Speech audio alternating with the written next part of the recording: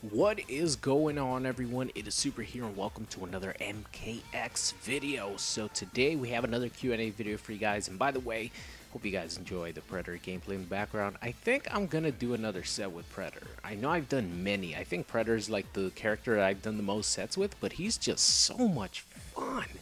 And not only that, but I always get really positive feedback whenever I play Hunter, Warrior, and I just think it's really fun. So let me know what you guys think. Hopefully you guys enjoy this combo. Let's see. Ah, yeah, give me that 2% combo. Love it. All right, let's get on to the actual questions. First one comes from Nathan, and he asks, do you think NRS will keep character playstyles from MKX over to MK11, similar to how Injustice is keeping some of the same playstyles for Injustice 2 characters?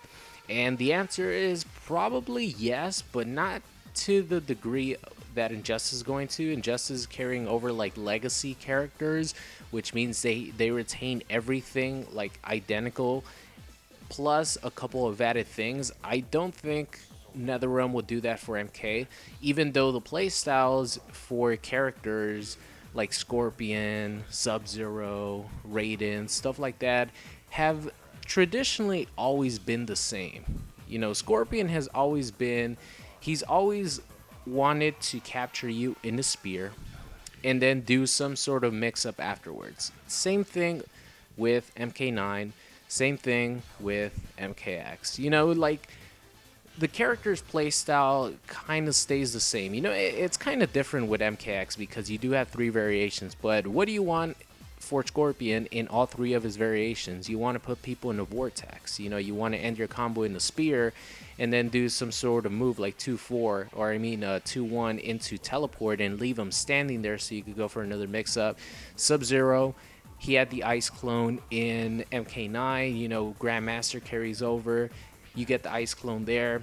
He's always had the Ice Clone, so it's just playstyles are sort of similar, but I don't think that they're gonna go to the degree, like I said, with Injustice carrying over to Injustice 2, like identical moves and stuff. I think they always add new things and like new exciting things to each character for Mortal Kombat. So I think for MKX, moving over to MK11, who knows what they're gonna do as far as new mechanics and stuff, but I definitely think that they're going to give characters a lot of new moves, and it's not going to be identical playstyle, but like for traditional characters the playstyle will still remain. So moving on here, Mirror asks, Super, when did you start taking fighting games more seriously? Oh, there you go. I couldn't like see the little text, but I started taking fighting games more seriously. I guess more specifically MKX more seriously.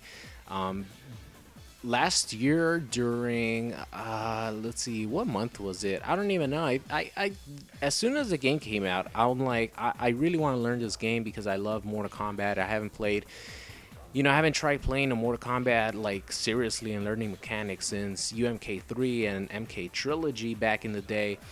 So let me take this game seriously, and then right from the start, I believe April 14th is when MKX came out last year, I started really focusing on trying to learn the game, watching a lot of fighting game tournaments, and actually that's how I learned about frame data, about what's punishable, stuff like that, like the fighting game lingo I got from watching fighting game tournaments. So, after that, I just kept going to, just kept staying in practice mode, and I guess that's when I took fighting games more seriously.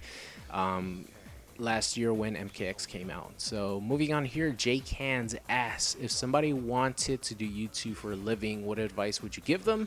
I would definitely say start off doing it as a hobby, because that's how everyone starts off.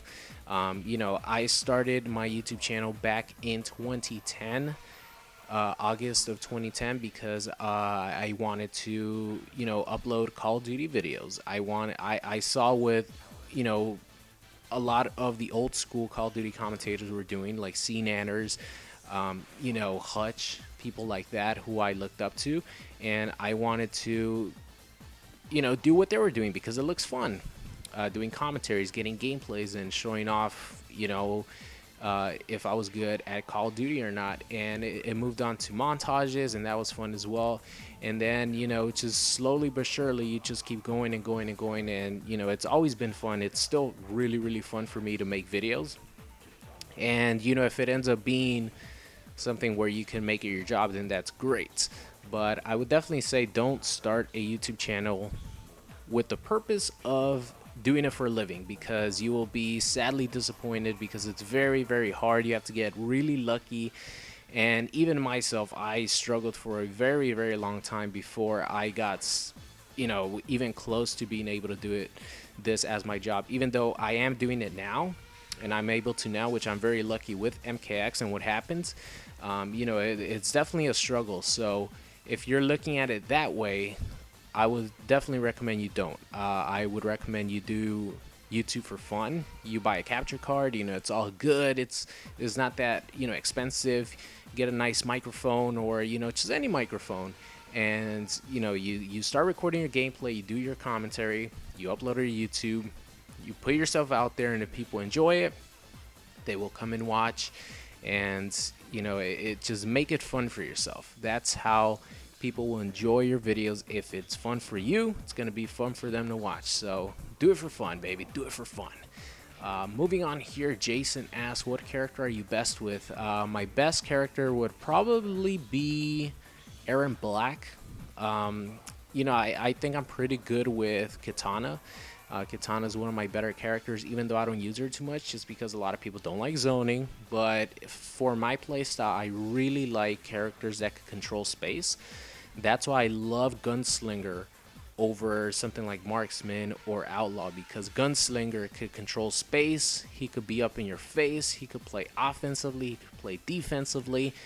Plus, Aaron Black is the sickest character in MKX. So I think Aaron Black Gunslinger will probably be my best favorite character. Kitana's right up there too. Bone Shaver Shinnok, I would put him up there. Maybe even Hunter Predator, because I have a lot of fun playing Hunter Predator.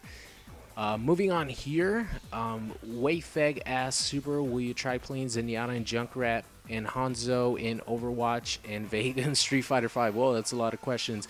And by the way, if you guys ever want to ask me questions not related to MK, just anything in general, these are the Q&As to do it. So that's why I'm answering these questions here. Oh, he said Zarya. Zarya, yeah, I would definitely try her. Junkrat, never. Hanzo, not interested.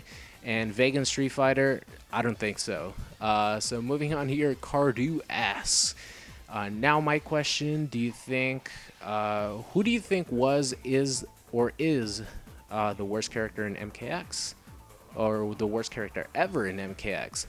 I think Kitana pre-patch was pretty awful. Like, before they made her really good, before the ESL Season 1, yeah, before ESL Season 1, Kitana was ridiculously bad. She was almost unplayable. Same thing with Kenshi, man. Kenshi, even though he's bad now, he was he was even worse before, if you could believe it or not. So Kitana pre-patch, Kenshi pre-patch were really, really bad. Next question here comes from Eric, and he says, hey Super, what MKX character do you hate the most? And he didn't really specify, like, who do I hate playing against the most, or who do I hate how they look, or their playstyle. I think, honestly, the character that I hate the most is Sonya. I hate Sonya so much in this game, I can't even describe it. Because not only does she have 50-50s on top of 50-50s on top of 50-50s, but in Demolition, she has these stun grenades that she could control, you know, the whole pace of the game with. I know that when she doesn't have the stun grenades, she's pretty much variationless, even though that's still pretty good because, she, like I said, she has 50-50s on top of 50-50s. But when she has the grenades available, she has 3 of them, and if you block one of those, they explode and you block them. She's plus like 30, something like that. You have to hold another 50-50. She has an invincible wake up. You know, I could go on and on.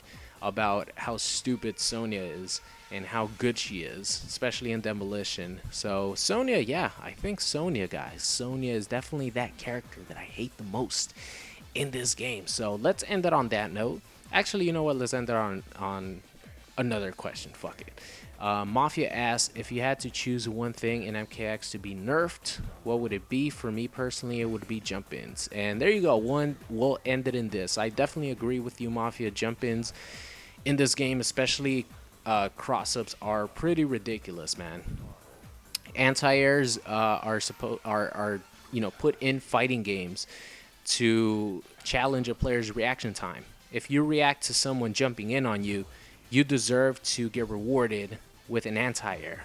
But that doesn't happen in Mortal Kombat X unless you have meter and you're a character like Kung Lao, like Crystalline Tremor, that has a armored reversal. But when you don't have a bar meter, you have to just block the jump in. And characters like Quan Chi, that if you jump in, he could go overhead or low. You just have to guess, like Sonya. It gets really, really frustrating, especially with some of the broken jump ones and jump twos in the game. Like Sub-Zero's jump one, when he crosses you up, is impossible to anti-air unless you are like Kung Lao and have your EX spin, stuff like that. So if I had to nerf one thing, it would definitely be anti-airs. Like, make standing ones, down twos, down threes, down fours, make that have priority over the jump kicks and jump punches. That's what I would change. So that's going to be it for today's video. I hope you guys enjoyed it. Really, really long Q&A. So hope you guys enjoyed it, and I will see you guys next time.